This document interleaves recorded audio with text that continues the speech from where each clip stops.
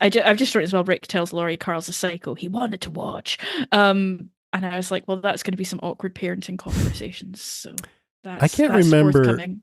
Oh, I was going to say, I can't remember what went wrong in their relationship, Rick and Lori, because, it's never been like totally solid, but Mm, they seem that they really went off the rails because that whole stuff and things thing. But I guess yeah. was it that he killed Shane? Was that why? I think essentially my understanding, again, we're going to come to it, guys. So if Yeah. I'm not right, then we'll Hmm. find out very soon. She essentially tells him to kill Shane, then he does it, and she's not happy. Yeah. And is that why And I think they're that kind of on the is like rocks he after that? can't forgive her for that because she Mm. encouraged him to do something he presumably didn't want to do. Well, Okay. may not have fully wanted to do, and then refuses to back him up and is disgusted by it. But which, to be honest, would piss you off. Hell yeah. Usually, I would It's a side. horrible thing Usually, to I'd try do. and be magnanimous about that. But no, that's No. shitty. This thing that you would never want to do and it'd be your worst nightmare? I think you should really do it. And then you do it. They're like, why'd you do that? You fucking psycho! That's disgusting. And you're like, oh, okay, cool. Great. I'll just go and sit over here with my complicated feelings. Like, awful. Pain in the Yeah. arse. Okay. I kind of have a lot of notes. So this is the first Great. episode directed by Greg Nicotero and, of the Ooh. series so far. He went on to direct more episodes than anyone else, 37 total, including the series finale. Mm.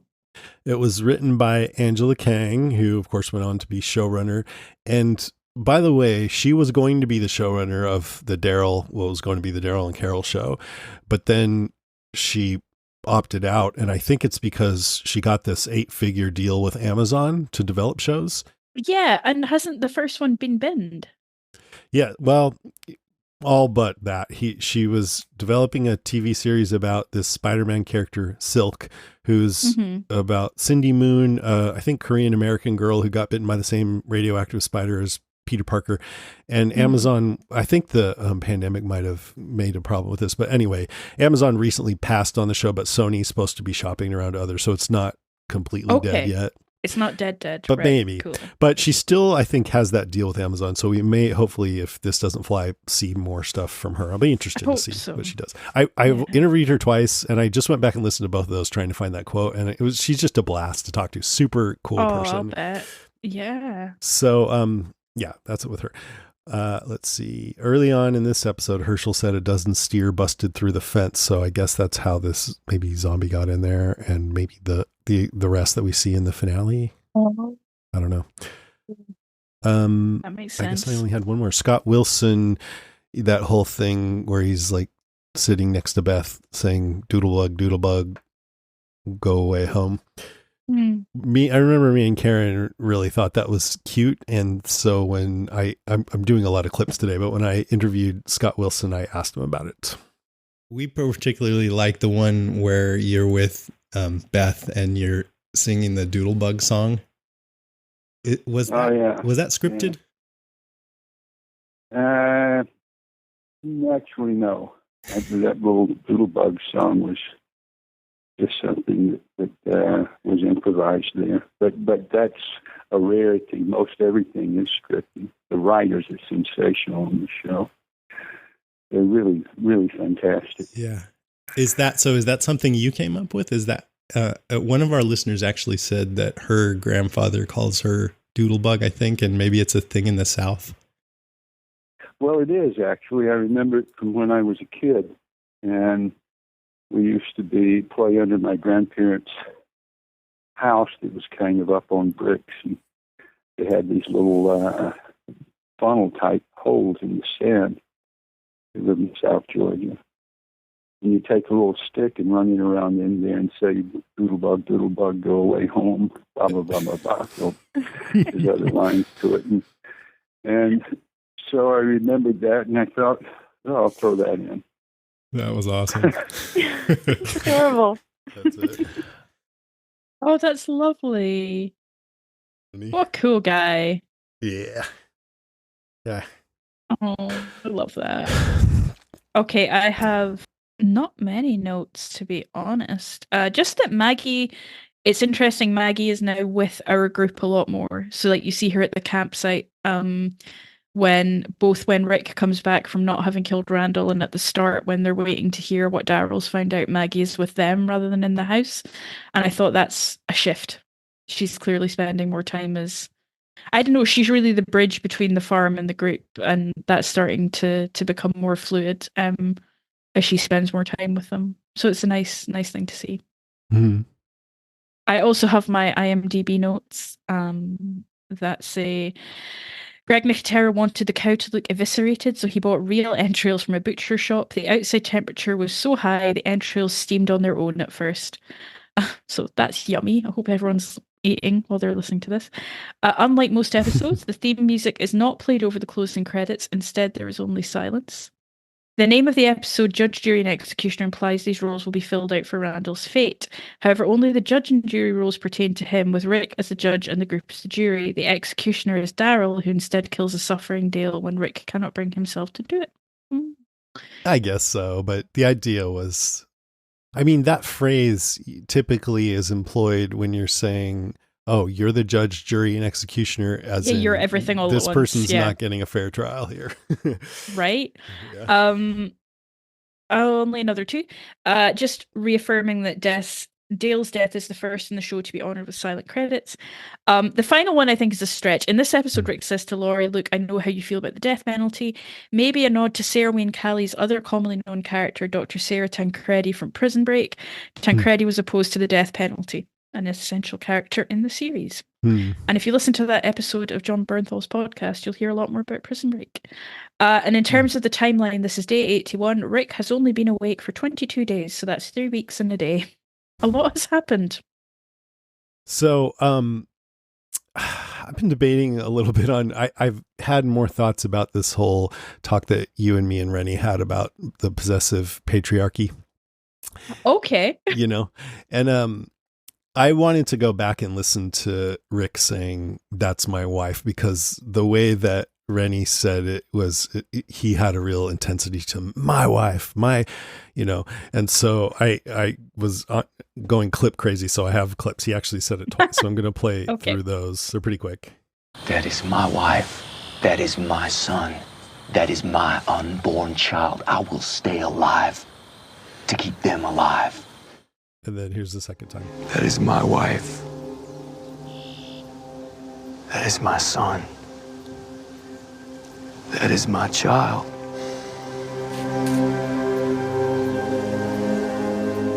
If you're gonna be with us, you gotta follow my lead. You gotta trust me. So I just like, it's similar to what I was saying earlier about racism, that I think there absolutely is a problem with possessive patriarchy and inequality among genders and, toxic masculinity and all this kind of stuff. But I just want to be careful to call it out when I think it's real, or if it's debatable, to at least have a discussion about it. Because if we just say that everything that looks kind of like that is that, then it kind of weakens the argument, in my opinion. It's like, because I just think that if, I might have said this when the three of us were on together, but if, let's say Andrea was trying to take Laurie's place with Rick, Andrea, I could see Laurie saying, that's my husband. It doesn't mean I own him. It just means it's my husband. Get away, and I just feel like that's what he was saying. Now, what kind of on the other side of that is Rick, he just takes charge of everyone. So maybe I'm wrong. I don't know. Maybe I'm wrong. Maybe I'm not seeing everything with that. He definitely just steps in and goes, my way is the law. And that is exactly the complaint about it's not even just, if anybody did that without getting voted in, then it would be a problem. So I don't know. But I didn't think it was that intense when he said it, say, that's my wife, buddy. I think my reading is more similar to Rennie's here. I think it's a systemic problem. And I think Rick can be an amazing guy and still be culpable of that. I think the second one is less aggressive than the first one. But I think it's the optics of having two men argue over who a woman belongs to or whose property she is, or who, without really involving her in that discussion, I just think is a bit, I don't know. So let me ask you this. Let's say Andrea had a thing for Rick, and she was trying to convince Rick to leave Lori. Would you blame Lori for saying, that's my husband? Would I blame her? Would you think it was you mean like a toxic thing to say because of ownership? Would I think it was a toxic thing to say? Probably less so, but I think that's because literally, like the literal laws of marriage and where it comes from is the idea that a woman becomes a man's property. But when you're saying that's my wife or that's my husband, that's not where you're coming from. You know what I mean? It's not like, oh, I know that the history of marriage is that men owned women and that's what I'm thinking right now. It's more like, that's my wife. You're not her husband. I am. You know what I mean? But I think when you're dealing with, I think it's easy to get bogged down in the kind of semantics and intonation of this. But Exactly. I think what Rennie was saying, I think what Rennie was saying though was within the broader context of what they're kind of arguing about, what this sort of dick swinging contest is about something that's quite, it's like two alphas going at each other here with no consideration for like, well, what does the women actually want in all of this? Where is she standing in this? Well, Lori told him in his ear, Shane's a problem. She knows what she wants. There is consideration for what the writing doesn't always know that, but I think the way he is expressing it is poor. So you're saying if Lori said that that's my husband to Andrea, then it would be a problem. I would find it, I don't know, I find the idea of possessing another person weird. Like I just do. I find that really strange. Yeah, and I don't think of it that way. Like when I say Jenny's my wife, I don't think of it as a possession. I think of it as a relationship, and that, and I think it can be debated whether marriage is even, whether it's antiquated and, whether human beings are even meant to be monogamous, all that kind of thing. I think is a valid debate. But in this context, Lori and Rick have decided we're married, and whatever they've decided goes along with that. Typically it's things like we're supportive of each other. We hold each other at a higher priority than we hold other people. We're faithful. We trust each other. We tell each other everything, whatever it is that's in your marriage, And so if someone else tries to horn in on that, break it up, then I think it's just a way of saying, hey, that's my wife, not yours. What are you doing? Yeah. So I think in all things being equal, that's a good way of looking at it. But I think in the context of what Rick and Shane are arguing about in that moment is a very heated, very emotionally charged exchange in which Shane has moved, in Rick's mind, Shane has moved in on his turf when Rick has not been there, which is ultimately true. Shane has inserted himself into a role in that family.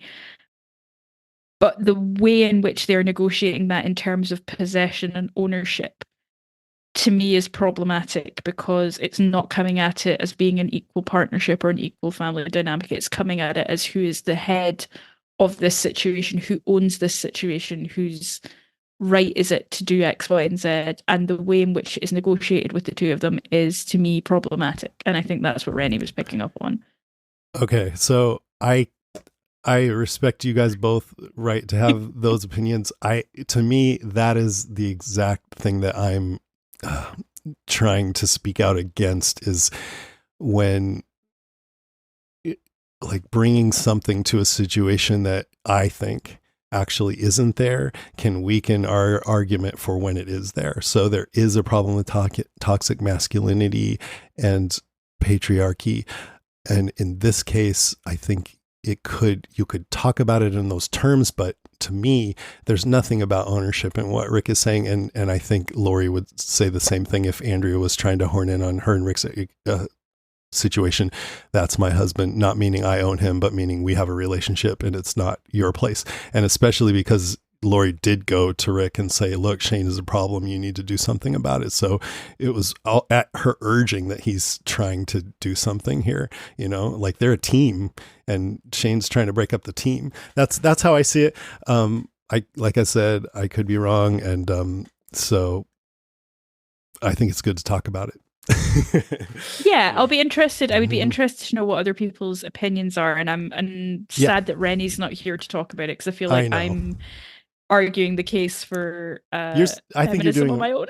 Yeah, no, I mean, hey, it's two people, but I talked with Dodie as part of a podcast thing. She was on one of the listener, and she's totally agrees with Rennie too. And I'm sure a lot of women listening probably do, and maybe even some men. But I just want to make it clear that I do think it's, in my opinion, this is a way to address the problems with toxic masculinity and patriarchy in a better way, because when it is something like Harvey Weinstein and he gets called out and called to account for what he did and made to pay the consequences, I am all for that.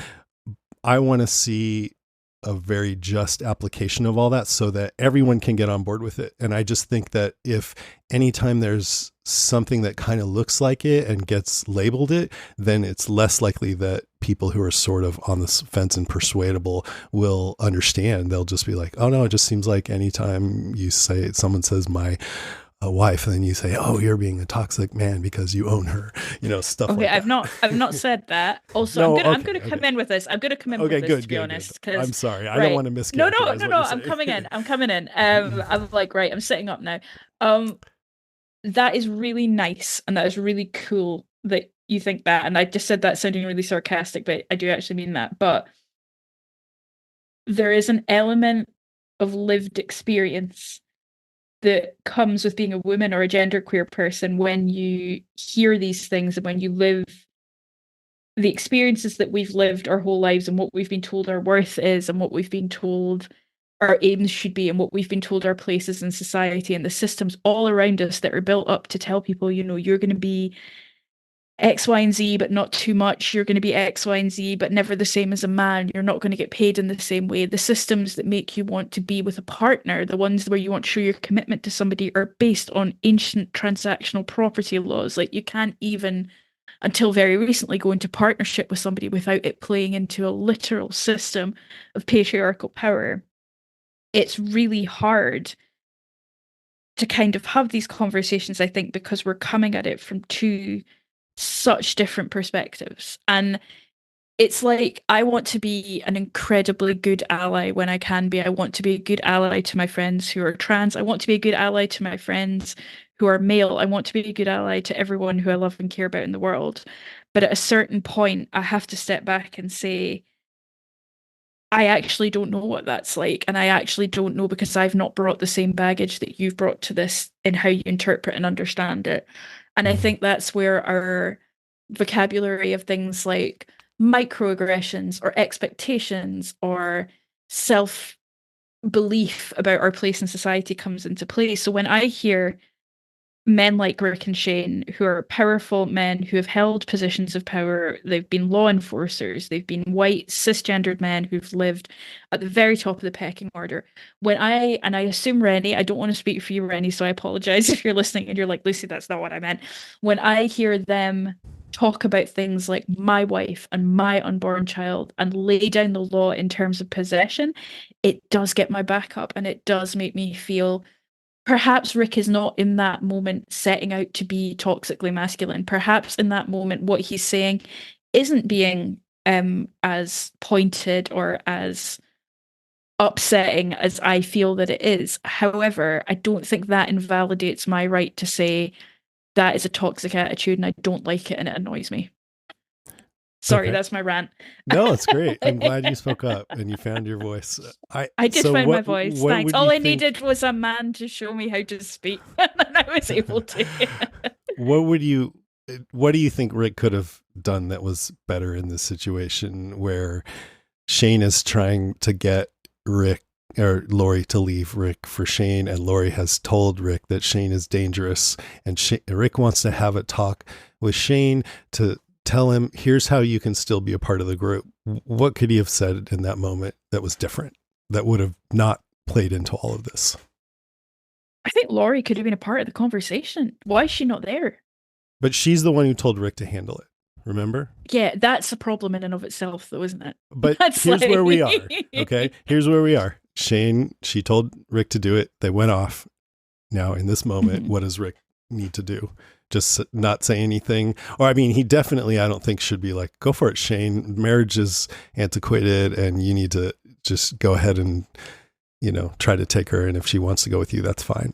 You know? What if the problem in this conversation though isn't Rick? What if it's Shane? What if it's Shane's belief that he owns things and it's Rick having to respond to that? Yeah. So the toxic masculinity was coming from within the house the whole time. All right. But what we I finally dislike came to an agreement. Let's move on. No, I'm just kidding.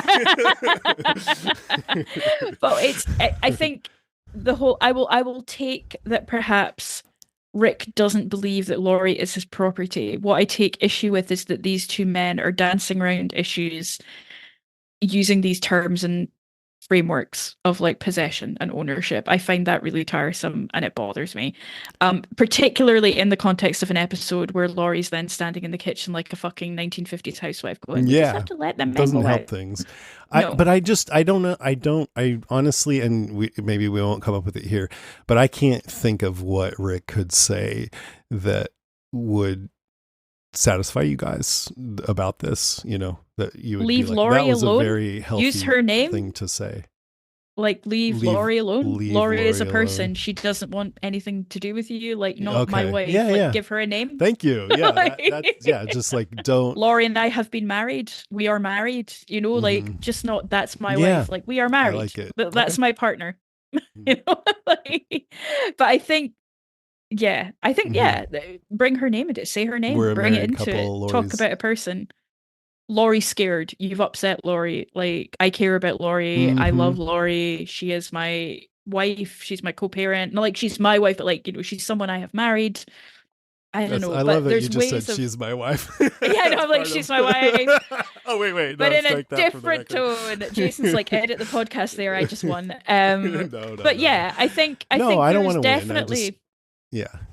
There's definitely room for these conversations, but I think we always have to be cognizant of when we're talking from a position that we've not necessarily been in. Like, I find that difficult because then it can turn into a competition of like, and this isn't about you, this is about like dealing with differing experiences anyway of like, but I've had this and I've had that. And I'm like, yeah, I've had this and I've had that, but it doesn't.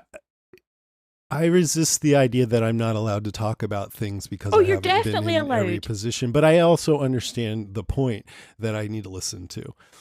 Yeah, I think you're definitely allowed. Because I don't know. But it's about it's keeping like an open mind to when, I think sometimes when someone is saying, look, I lived that, or this is my experience, particularly when it's someone from a marginalized group. And I'm not necessarily talking about just women here. I'm talking about people from like, sure, absolutely, other communities. It's our job to sit and be like, okay, even when we want to be like, but it's not like that, or I'm not like that, it's really hard. It's fucking difficult. because I mean I have a strong feeling of I don't want these kinds of, frankly, accusations to be just buckshot without really thinking, is this actual situation, you know, the thing that I've been saying, because then I feel like it's weakens the argument. But on the other hand, like you said, I'm not a woman, I don't know what it's like, so and you know, like I said earlier, I could be wrong, I could be missing something, and I do like that, just like, hey, leave Laurie alone, Laurie's not happy with what you've been doing lately. That does feel healthier to me. I really don't think it's a problem that Rick said that, but I'm glad all the viewpoints got out there. Yeah, absolutely. I mean, if you're going to have a conversation with John Bernthal, it's going to get alpha male pretty quickly. I mean, look at his face. Oh, I know. I've had them. Yeah. Yeah. Did you shout, "That's my wife, Johnny, that's my wife"? No, I think I'd mentioned this on the podcast before, but he and I were in a panel and my first question was way too long and he like trailed off in the middle of it and just started talking about something else. And I got him back. I had to just be there in the moment with him, but I could feel myself losing him for a while there. And he, you can tell wherever he wants it to go, that's where it's going to go. Of course, that's always the way it should be in panels like that. But it was it felt like a little like playful battle of wills or something. I read that he like punched a guy for touching his dog without his permission. And I was like, oh my God. Okay. His dog, who I think is called Lil Bam Bam, which, by the way, is an excellent name for a dog. But yes, that was my John Bernthal deep dive after his podcast was all about his dogs. All right, that was tangent time, and now that was tangent time. It's not really a tangent, but only on The Walking Dead would a guy ruthlessly beating a chained up kid for no good reason be considered a hero. Only in The Walking Dead would rare beef be the bad end to a night out. I think that happens a lot.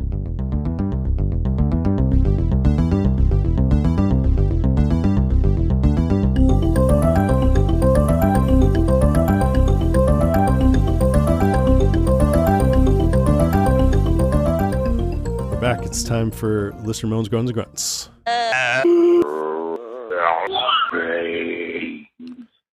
So first off, we'll start off with a little live Steve. Hello, the cast of us. This is Steve, and this is for The Walking Dead Season 2, Judge, Jury, Executioner. Oh, a punch from Daryl, and that's, we're starting out, wow. Oh, digging that knife into his, this is foreshadowing, but I'm not going to spoil the Daryl Dixon show. Oh, Randall, careful with that real cute stuff around Daryl. Oh, careful, Dale, talking about being civilized. Oh, Carl, don't get too close to this guy. Ooh. Wow, I just forgot how early Daryl was just so loner and that didn't want to actually be part of the group and everything. But man, how his character changes. Wow, Carl being disrespectful to Carol. And yeah, Daryl, you're right. This group is broken. Ooh, yuck. This walker stuck in the mud is ew. He is ugly. Oh, the pocket watch scene. And wow, Scott Wilson was powerful as an actor. He just delivered that monologue about the watch and his family, everything. Wow, just powerful. Oh, and Carl's getting closer and closer to this walker. Okay, so it went silent there for a little while because they had that whole big conversation in the room, and now Carl has just told his dad to shoot Randall, and of course they're taking Randall away and taking Carl away. Oh, I forgot this is the episode where Dale gets... Did that walker take down that cow before he took down Dale? That seems unbelievable. Oh, wow. So Rick's going to execute Dale after he couldn't execute Randall. Oh, this scene.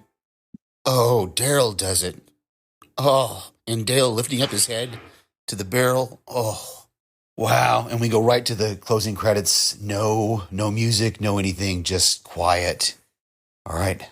Talk to you next week.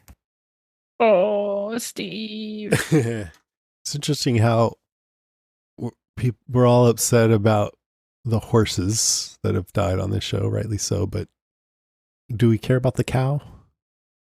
We eat cows. I eat hamburgers, so like fine. No, I do. I do care about the cow, but it was still R.I.P. cow. Jerry Gomez says, "Yup, R.I.P. Dale." Oh, rip. Sorry, Jerry, I didn't read that right. Jerry Gomez says, "Yup, rip Dale, ripped him wide open." Nice one. Nice Jerry's pun. Got the puns. He's got the puns, man. Niels Cortis says, "I don't even know why, but this is one of my favorite episodes. I probably love Dale's tenaciousness. I was on his side the entire time. Way to go, brother." Oh, Nils. Jennifer McGinley says Randall went on to play the husband of the marvelous Mrs. Maisel, and I must say he was looking pretty marvelous himself in that show. I love Dale on my very first watch of the Walking Dead series, not so much on all subsequent watches. Each time I find him even more unbearable and sanctimonious than the last. The last time I watched this episode and he gave his "for the love of humanity" spiel, I thought, will you just fucking shut the fuck up, take your fucking stupid hat back to on Golden fucking Pond and fucking die already. Jennifer got her wish. That's hilarious. Owen Griffith says, "Thus began my hatred for the useless Carl. I view him in a similar manner to Harry Potty. Harry Potty. That's bad. I can't believe I've never heard that before. What is this? Harry Potty. To Harry Potter in his movies, just a pain in the ass. One of the best zombie deaths, that being said. Dale was great and led to Rick being more human in the following episode, which was quite a doozy." Yeah, that's coming up. That'll be good. "Dale's speech for humanity was tremendous and showed how us and them, the group, had become. R.I.P. Dale." Here's a call from Carissa. Hey, Jason and Lucy. It's Carissa from PDX, and I am loving your guys' coverage of the rewatch of The Walking Dead. And I watched the season 2, episode 14, I think it is, where Dale dies. Just a couple of quick thoughts. Number one, can somebody please give Carl some chores? It's ridiculous how nobody watches that boy. Second, I love how, well, I don't love it because Dale died, but like the way Daryl has Rick's back when Rick cannot, give Dale that mercy of killing him. It kind of, to me, represents the beginning of their bond and their friendship, brotherhood. And once again, Shane is just kind of standing there cowardly. He can't actually do the really, really tough stuff. He can run his mouth. He can act like a big, bad MFer, but when it comes to really doing stuff, it's like he can't do it. And he doesn't have Rick's back, ultimately, which we find out later. Yep. So, and then I understand Dale's argument when they were discussing the Randall situation, but I feel like sometimes civilization is put on this pedestal, where we think about all the good things and we don't think about all the bad things, like, the colonization and the coercion and the genocide. I mean, those are like really huge downsides of quote unquote civilization. Good But point. they were having a discussion. It's not like Rick just decided. And I thought that was actually great. They were all talking about it. It just so happens that most people kind of felt Randall should go. And then, of course, Rick tries to go through with it, and little unwatched Carl comes in and kind of ruins it all. So I wonder if he would have went through with it if Carl hadn't come in. I'm sure you guys will discuss on the I think he would on have. the pod. So anyway, thanks for the coverage. Love you guys. Bye. Oh, thank you. Don't you think so? I think he was slithering. I think he Oh, was really? finding it really hard. Yeah, Hmm. Randall's like crying and I don't know. I just think the point was that Carl made a difference there, but Carl definitely did, but I think Rick was slithering already, and I think Yeah. he was probably thinking about how young Randall was. Yeah. Because that's something that Rick mentions a couple of times. So yeah, I think he probably would have, but I think he was struggling with it. Yeah. And when he went back and said to the group, we're going to keep him around for a little while or whatever, no one argued. And I don't think they thought that's because they didn't have a say. I think they were like, okay, they're maybe even a little relieved, Yeah. They're like, oh, okay, right. We've not gone that far just yet. Not yet. I really liked what you said about the downsides of civilization, which I hadn't even considered. It's true. I still think it's worth fighting for, but it's hard to do well. And like, it's sort of on trial right now around the world, I would say. But, I think that's also the story of The Walking Dead when they get to the Commonwealth and all the things that you mentioned, colonization and I forget what else you said, but the bad parts of civilization come into the conversation. Yeah, definitely with the CRM, especially. Mm-hmm. Nick Archer says, this one just hit differently. I think I've changed a lot as a person since the last time I watched it. Jeff's face when Andrea says he's right killed me. Daryl stepping in. The weight of the action itself actually hit me. Carl egging Rick on. It made me wonder how I would react if my own son saw me in that situation. The Randall situation has always been a great thought experiment. I think I'm experiencing shades of it that I missed previously. I was always in the just kill him camp. It's awful, but it felt right. Now I don't know where I would have landed. I feel Rick's struggle. Oh, Nick, that's really thoughtful. Interesting. Yeah. Interesting. Yeah, because if I remember right, I don't know if I remember right, but it feels like most listeners back then were in the kill Randall camp. And we've all become... Well, we've got more messages here and I haven't read ahead, so we'll see. Yeah. Laura Willie Swink says the scene in the opening with Daryl beating Randall is foreshadowing of present day Daryl in France. He's not afraid to get brutal to protect the ones he's loyal to or to just blow off some steam. No, I'm just kidding. I added that part. Yeah. Dumbass he Randall, likes to just chill out. and wail into somebody. Dumbass Randall, though, when he told his story about his group coming across a man and his 2 daughters, describing his daughters as real cute in the slimiest, most reprehensible way, Daryl definitely got the read on him. She felt the same way you did. He's always had a natural intuition for a nasty character, probably from growing up with him. Sorry, brother. Yeah. Yep. All right, that's a quote. Sorry, brother. Yep. I knew I liked Daryl from the jump, but this solidified my love for that grungy hillbilly. Without being prompted, he took the burden from Rick to have to put down yet another member of their dwindling group. Oh, Laura. I wonder if it was Laura writing in the first time this season aired. She's been a listener a long time. Yeah, she's been around a long time, but I don't know if that far back. Maybe. We love her. Yes. Andy Fisher says, Dear Jason and Lucy, oi, more Randall. Not for long, Andy.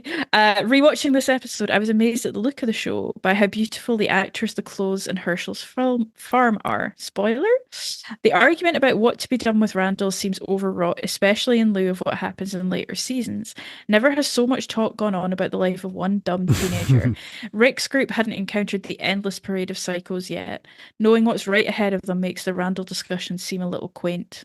Has anyone found any examples of only on The Walking Dead from this episode? I can't wait for season 3 when everything really starts cooking. We never mention it, but Andy always has 5 pizza emojis and a ring at the end, or maybe I don't know what this means. That I do. Oh my god! Did you even watch The Ones Who Live? Yeah, I don't remember. Dream. What's the pizza? Dream sequence in episode 1. They're talking about pizza. If I turned up with 5 pizzas and a wedding ring. Oh, okay. God, I've forgotten that. Or Andy just really likes pizza. I could be wrong. All right. No, you're absolutely right. Okay, here's Sam from Boston. Hi, Sam.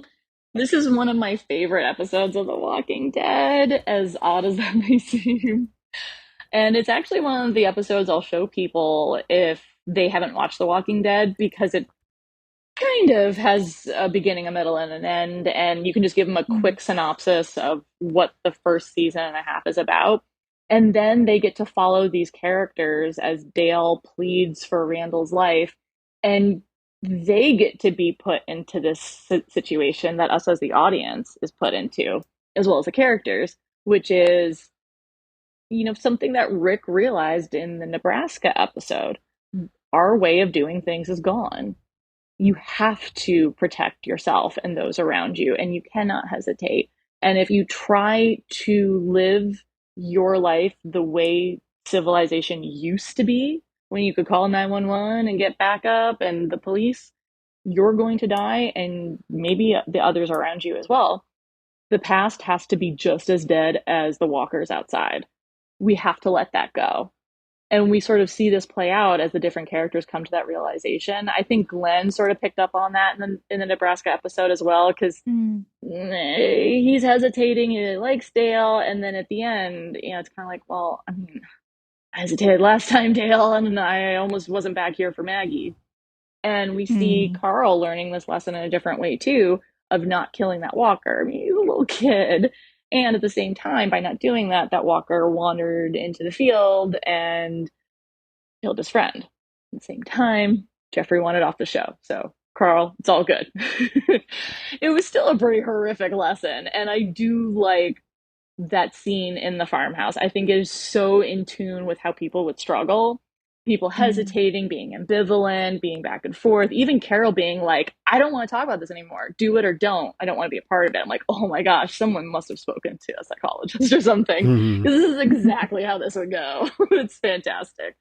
So I thought it was such a well done episode, and I can't wait to hear what you guys have to say. Yay, Sam. Thank you, Sam. Billy Thompson says, okay, I take it back. I do not think Randall would be okay joining the group after saying some poor guy's teenage daughters were real cute. I think he would just do and say anything to anyone to stay alive, whether that be right or wrong. This in the last episode, Shane and Dale are the devil and angel on Rick's shoulder. I think Rick unfortunately sides with Shane before Carl rudely interrupts, just because he wants to prove he will do anything to keep Lori and Carl safe. Oh yeah, that's probably a big part of it. because he owns Lori. No, I'm just kidding. Yeah, she's his property. Yeah, she's his property. That's what we've learned. Also, maybe a bit of guilt for Sophia dying is also swaying his decision. Yeah, that's another good point. That would make sense. Why is Carl just left to mooch around all the time at his age? I don't let my son do that now, and we're not in the ZA. That's another good point. But at least we now know the Hyundai comes with a spare wheel. Laugh emoji. Not my favorite episode this season, but still a goodie. Kills me to say it, but Dale had such a cool death scene. That he did. Thanks, guys. I mean, if I was on the show and I had to go, I would want a cool death scene. A gory one for sure. Yeah. Yeah. I would want to be a zombie. I know some of the actors didn't want to. Oh, I think that must be the most fun bit, is coming back as a zombie. I think that'd be great. I always remember Tova Felci, who played Deanna, was a really great zombie. She was very good. She's just good, yeah. Oh, she's wonderful. Elizabeth Schwartz says, I'm glad I just realized you guys are back into the rewatch because Judge, Jury, and Executioner is in my top 5 favorite Walking Dead episodes. The Walking Dead often has a lot of pointless drama for entertainment's sake, and I love all of it. But this particular episode is so well done. Jeffrey DeMunn is amazing in his portrayal of a man who's desperately trying to hold on to the last bit of humanity from the former world as he continues to see it crumble right before his eyes, and even having the 2 people he is closest to side against him. When Andrea finally agrees with him, the look of gratitude on Dale's face destroys me every time. As much as I sympathise with Dale, his mission was in vain, as I think Shane was definitely in the right this time. Between what had happened with Dave and Tony, the story about the father and the 2 girls, and mentioning knowing Maggie, there was no doubt as to what would have happened if Randall gets back to his group, which he tried to do immediately when the chance came. Also, Daryl taking the gun out of Rick's hand is such an amazing moment when looking at the series as a whole. That was the moment Daryl became Rick's right-hand man. Anyway, happy to have the rewatch back. I'll take any excuse I can to watch The Walking Dead. You know, so as you can see, there are people who are siding with Shane about killing Randall here, and it just reminds me how many people are so happy about Negan having been supposedly redeemed, and so I would ask those people, is redemption possible or is it not? Or does it just matter if you're like a charming, good looking guy and then it's okay? Yep. Yeah. I don't know. Okay. Here's a call from Dina. Dina. Hey guys, it's Dina. This episode, God, there's so much to discuss here, so much, but it's best done in a pub over a Guinness. So I'll just keep this really, really superficial and look at Carl and Dale, because obviously they're the stars of the episode. Carl has already left childhood behind. He lost his world. He lost his dad, at least temporarily. He lost his new friend, Sophia.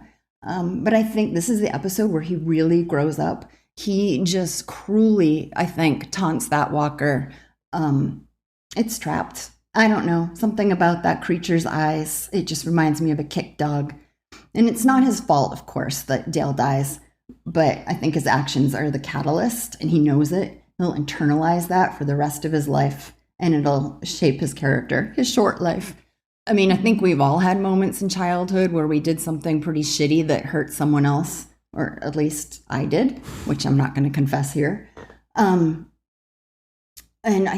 Shane is, of course, his little devil. But oh my God, Shane in this episode, I just loved him. Loved. No time. It's a Guinness discussion too.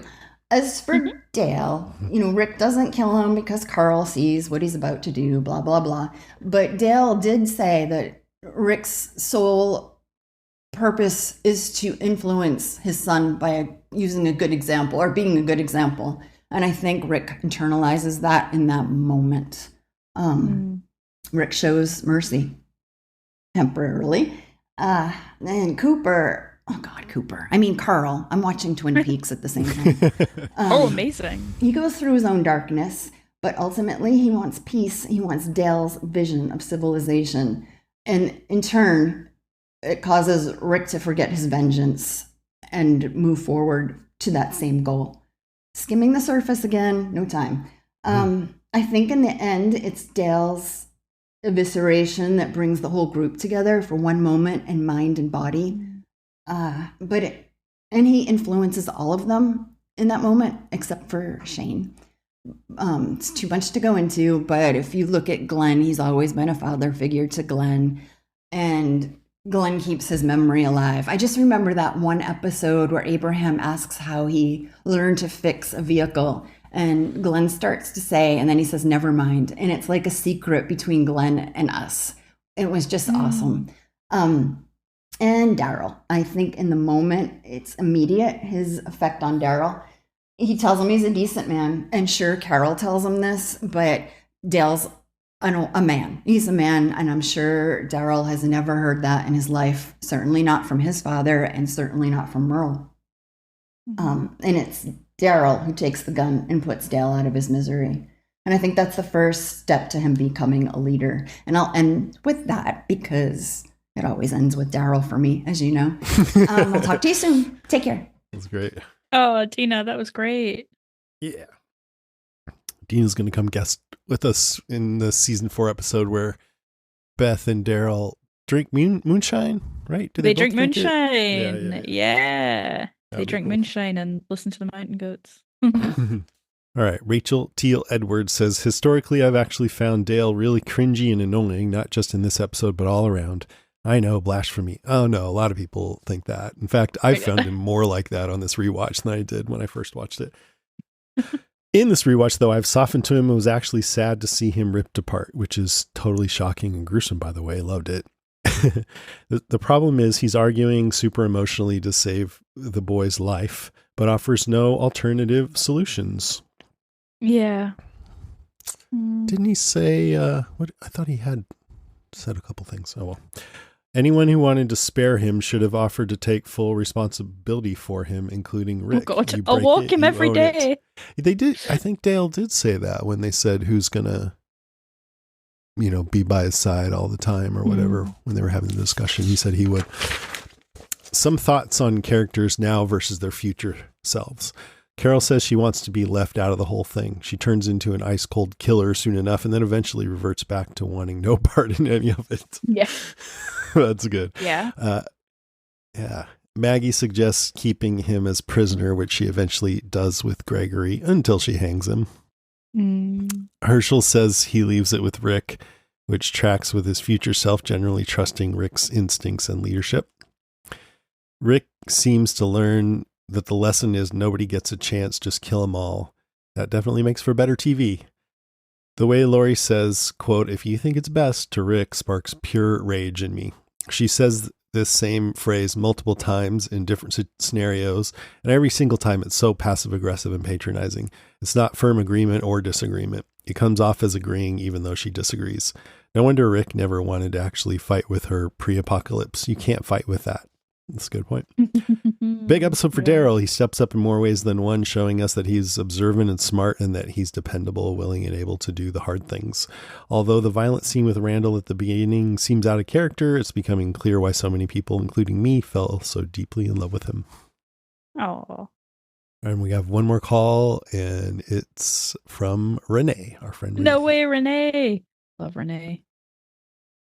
Hi guys, this is Renee calling in from Fairburn about The Walking Dead. I am calling in about the episode when Laurie and Shane were in the woods and she was getting hit from the back, doggy style, by Shane. To me, in my opinion, Laurie is the worst ever. She will always be the worst. Okay, let me backtrack. She's up there with Negan. I can't say which one I dislike the most.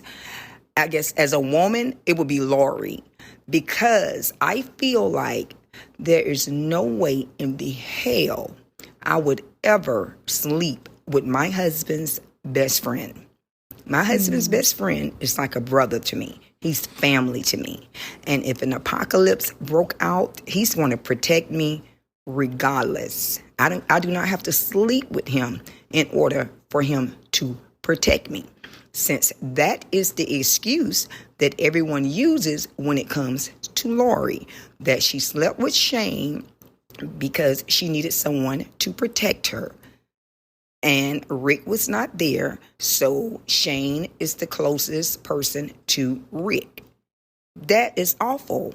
That's inexcusable to me. It's some boundaries that you do not cross, and that is one of them. Whether or not your husband is dead or alive, my husband's best friend, I would slap the shit out of him. Just like she slapped Shane when they was at the CDC and he tried to rape her. She should have slapped his ass from the very beginning. I mean, hey, she should have gotten T-Dog, Merle, his racist ass, Dale, anyone else. Get someone else to do it. Definitely not your husband's best friend. That's Lori. Like, it should not be glossed over. I think that's why I called in, because when I listened to the podcast, it's like y'all kind of glossed over. I'm like, no, we ain't glossing over this heifer. This heifer slept with her husband's best friend. She should have learned how to fight. Mama Bear should have kicked in. She just like Carol learned how to fight. Andrea learned how to fight. Michonne learned how to fight. Mama Bear should have kicked in, but she should not have slept with Shane. Period. Point blank. And I'm never changing my mind about that. And I'm not going to try to change anybody else's mind, but I want you to know my opinion. She's worse.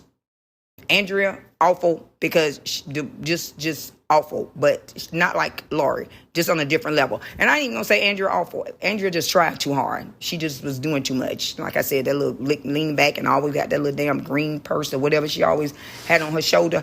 But Lori, All righty, peace and love. Bye. I'm gonna go out on a limb and say Renee had some strong feelings there. I don't know. She seemed a little on the fence. I think so. Tell us how you feel. That was amazing. I remember, so powerful. I love it. I remember a Walker Stalker. I don't know if you were doing the interview, Jason. It was Sarah Wayne Callies and John Bernthal, and Bernthal really wanted to talk about how they'd staged that scene. He's like, it was important to me that, like, I was behind you because, like, you couldn't bear to look at me because, of the Rick and the betrayal. And I remember Sarah Wayne Callies was like, I don't know that we need to talk about this in front of everyone. And I was like, this he is kind of funny. Laughed. Yeah. Honestly, I think I brought it up, but he was happy to talk about it, and she was kind of embarrassed. She was not as into it as I recall. And then I felt I was thinking about this today. I was thinking about how, Rick's been, she thought he was dead, but not for that long. I don't know. It's hard. Hard, but I think, Renee, what you say is valid. Yeah, I mean, I don't know if I fully agree with you, but it was fun to listen to your opinion, and I can feel that you so strongly believe that. And I love her Renee call. Yeah, I love it. Brilliant. But what was I going to say? We recorded this great Lord of the Flies episode with Wendy and her daughter for Yellow Jackets, but it's not out yet because Wendy needs to edit it. But she said she was going to this weekend, so that should be out pretty soon. Amazing. So this episode is made possible by Patreon supporters like Aaron